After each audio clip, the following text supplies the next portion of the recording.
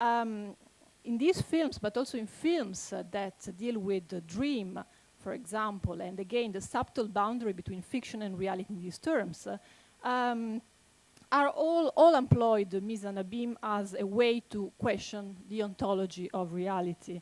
At a different level, for example, a film like Adaptation by Spike Jonze, where the screenwriter represents himself while he's writing the screenplay of the same film, is a good example for this. Now, this is one. Unfortunately, I can't show you the scene, but these are the actors of Otello in Pasolini's film, and they are puppets in this case. And the master of puppets, again, here.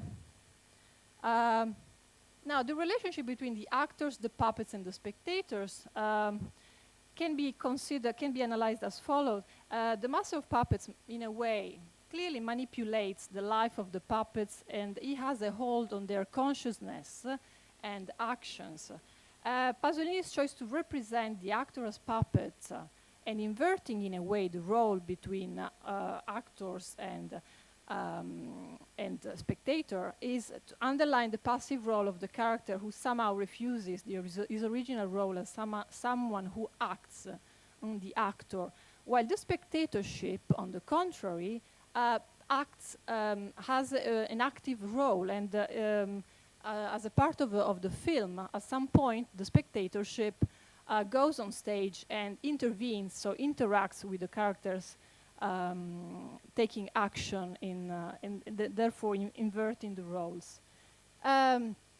This is the part of where they are questioning the ontology of reality through language, and the two actors are asking the question, what are clouds, which is the title of the short films, and what are clouds is actually just another way to say what is reality.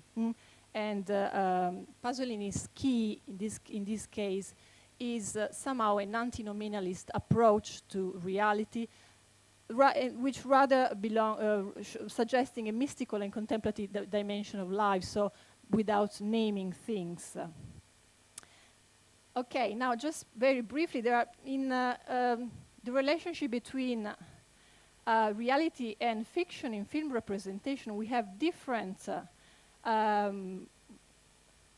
situations of invasions, in a way, of fiction into reality. Just talking about dreams in dreams or dream waking, but also lie as a way to manipulate and deconstruct and reconstruct reality, then the virtual and then the psychotic states of the mind in many films like The Science of Sleep by Gondry, or other films where we have hallucinations, hallucinosis on oniroid states. We have a contamination of fiction and reality. Now, again, Marshall McLuhan here is suggesting, through his famous quote, that the reason, if we consider reality as a narrative cinema, as a representation of reality, we have a double representation. So it's the representation of a representation. And in this sort of translation, what can we do as directors, screenwriters? This is a way to dismantle the concept of reality, to deconstruct it or represent it. The mise en abîme, though, can be a way to approach in the meta-linguistic and meta-narrative discourse, indicates a way to represent a narrative in the narrative, so a story in the story, a dream in a dream, in which the film narrative, so as a first level, can be used to deconstruct the concepts of reality by creating a feeling of medium awareness in the viewer.